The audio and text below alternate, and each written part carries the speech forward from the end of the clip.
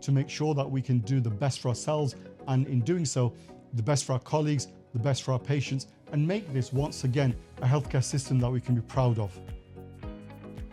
I'm a lot happier, and actually I feel I'm leaving a better legacy for the NHS in the way that I'm working now and for other health systems.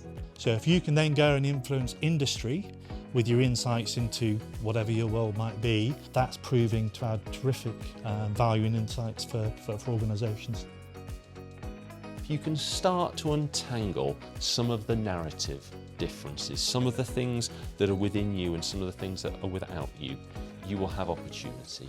You'll be able to do something good. Look for your chances, speak to the right people, get your support team around you, and do it.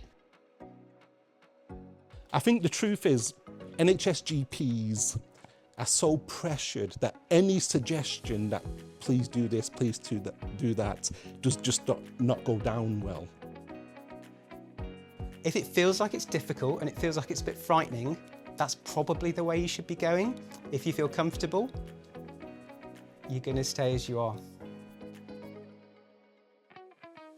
The firm is a huge firm, so Forvis Mazars are top 10 globally, and we have a massive reach. It's about lining up these objectives, these wants, what it is that you're trying to do, and making sure that actually you're positioned to do that thing, not just make sure that mathematically or from a tax perspective always that you're being completely optimal. So I generally think that events like this that have been put on are the way to make impact. What I want you to do is think differently. Think about your NHS achievements and put them into business speak.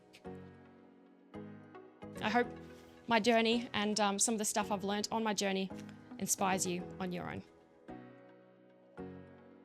We grow together. There's no reason why we all need to repeat the scars that we've had, and we can navigate around us.